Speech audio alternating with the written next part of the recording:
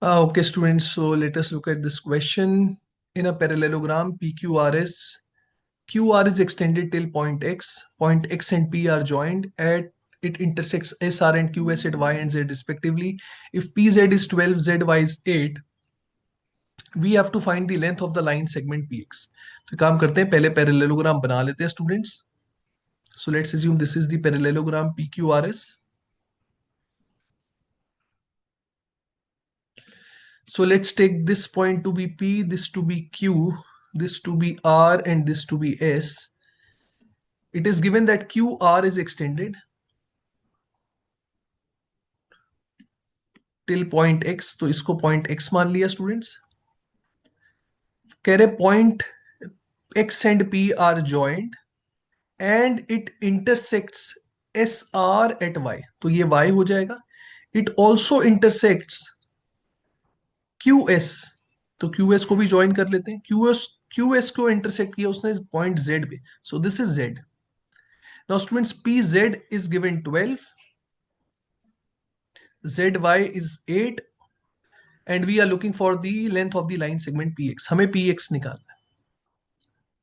अब स्टूडेंट सबसे पहले तो पैरेललोग्राम में तो PQ और RS एक दूसरे के पैरेलल है. अब क्योंकि PQ और RS एक दूसरे के पैरेलल है, आई कैन से PQ और SY भी एक दूसरे के पैरेलल होंगे. नाउ स्टूडेंट्स उससे क्या होगा, आप देखें PQZ वाला जो ट्राइंगल है, PQZ जो ट्राइंगल है, और वाई एस जेड जो ट्राइंगल, ये दोनों ट्राइंगल एक दूसरे के सिमिलर हैं. क्यों सिमिलर है स्टूडेंट्स? क्योंकि पी क्यू और एस वाई एक दूसरे के पैरेलल हैं. तो ये ऑल्टरनेट एंगल्स, ये दोनों एंगल्स एक दूसरे के बराबर होंगे. सिमिलरली स्टूडेंट्स ये भी ऑल्टरनेट एंगल्स, ये वाला एंगल और ये वाला एंगल बराबर होंगे आपस में.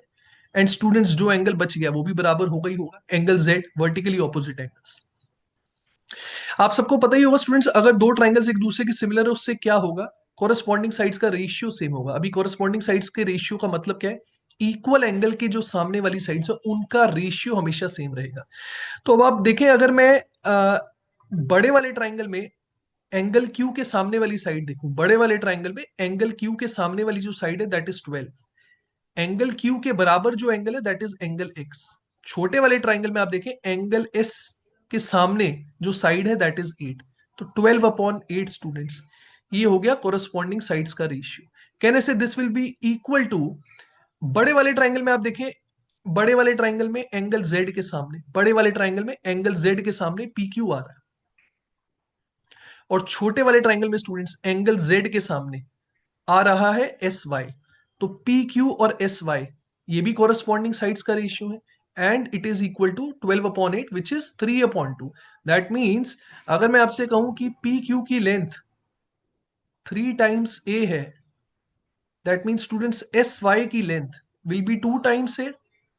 And students because we know that P Q and R S तो एक दूसरे के बराबर ही है, पी क्यू और आर एस तो एक दूसरे को बराबर है क्योंकि पैरेललोग्राम है. तो कहने से यहां से स्टूडेंट्स मैं आर वाई की लेंथ निकाल सकता हूं. आर वाई की length will be A. Now students again we have to apply similarity in another pair of triangles. अब वो दो ट्राइंगल्स कौन से स्टूडेंट्स? एक्स आर वाई और एक्स क्यूब पी. यहां मैं लिख देता हूं X R Y is similar to X Q P. एक बार मैं जल्दी से आपको बता देता हूं क्यों. देखिए इस तरह की फिगर आप लोगों ने पहले भी देखी होगी. जैसे मान लो मैंने ये ट्राइंगल बनाया है स्टूडेंट्स, ठीक है, और ये दोनों लाइंस एक दूसरे के पैरेलल हैं. तो अगर ये दोनों लाइंस एक दूसरे के पैरेलल हैं स्टूडेंट्स, तो ये दोनों ट्राइंगल्स, छोटा ट्राइंगल बड़ा ट्राइंगल, एक दूसरे के सिमिलर होंगे. क्यों? क्योंकि ये वाला एंगल और ये वाला एंगल बराबर है, कोरस्पॉन्डिंग एंगल्स. ये वाला एंगल और ये वाला एंगल भी बराबर है, कोरस्पॉन्डिंग एंगल्स. और तीसरा एंगल तो दोनों के लिए कॉमन है. So obviously these two triangles will be similar. Same triangle आप देखें यहां बन रहा है, बस उल्टा बना हुआ है, इन्वर्टेड बना हुआ है. X R Y it will be similar to X Q P. I hope आप सबको समझ में आ रहा है. अब स्टूडेंट्स ये दोनों ट्राइंगल्स भी सिमिलर है, तो कहने से यहां जो कोरस्पॉन्डिंग साइड्स का रेशियो आ रहा है वो हम निकाल सकते हैं. क्योंकि देखें छोटे वाले ट्राइंगल में स्टूडेंट्स एंगल एक्स के सामने, छोटे वाले ट्राइंगल में एंगल एक्स के सामने साइड ए है, और बड़े वाले ट्राइंगल में स्टूडेंट्स, बड़े वाले ट्राइंगल में एंगल एक्स के सामने जो साइड है दैट इज 3 है. तो A/3 ये हो गया स्टूडेंट्स कोरस्पॉन्डिंग साइड्स का ratio, which I can also say will be further equal to. कहने से ये जो एंगल आर है, छोटे वाले ट्राइंगल में जो एंगल आर है उसके सामने जो लेंथ है दैट इज एक्स वाई, और एंगल आर के बराबर स्टूडेंट्स ये पूरा एंगल होगा, बड़े वाले ट्राइंगल में एंगल क्यू के बराबर होगा, छोटे वाले ट्राइंगल में एंगल आर, बड़े वाले ट्राइंगल में एंगल क्यू, ये दोनों एक दूसरे के बराबर है। तो अब स्टूडेंट बड़े वाले ट्राइंगल में देखें, एंगल क्यू के सामने जो साइड आ रही है, बड़े वाले ट्राइंगल में एंगल क्यू के सामने जो साइड आ रही है, that is complete P X.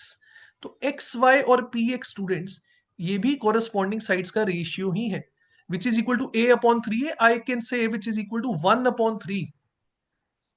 तो कहने का मतलब स्टूडेंट्स ये है कि अगर मैं मान लूं कि एक्स वाई की लेंथ, अगर मैं मान लूं कि ये जो एक्स वाई की लेंथ है ये लेट से बी के बराबर है, अगर एक्स वाई की लेंथ बी के बराबर है, तो पूरी जो पी एक्स की लेंथ है, पूरी जो पी एक्स की लेंथ है वो 3b के बराबर होगी। तो कहने से स्टूडेंट्स ये जो बची हुई लेंथ है पी वाई, ये जो बची हुई लेंथ है P Y, it will be equal to 2 times B. उम्मीद करता हूं यहां तक आप सबको समझ में आ रहा है। एक बार मैं लिख के बता देता हूं, देखिए अगर एक्स वाई को मैं बी मान रहा हूं तो पूरा जो कंप्लीट पी एक्स है, P x will be 3b। अब स्टूडेंट्स अगर पी एक्स 3b है जिसमें से एक्स वाई बी है, तो कहने से P Y will be equal to 2 times B.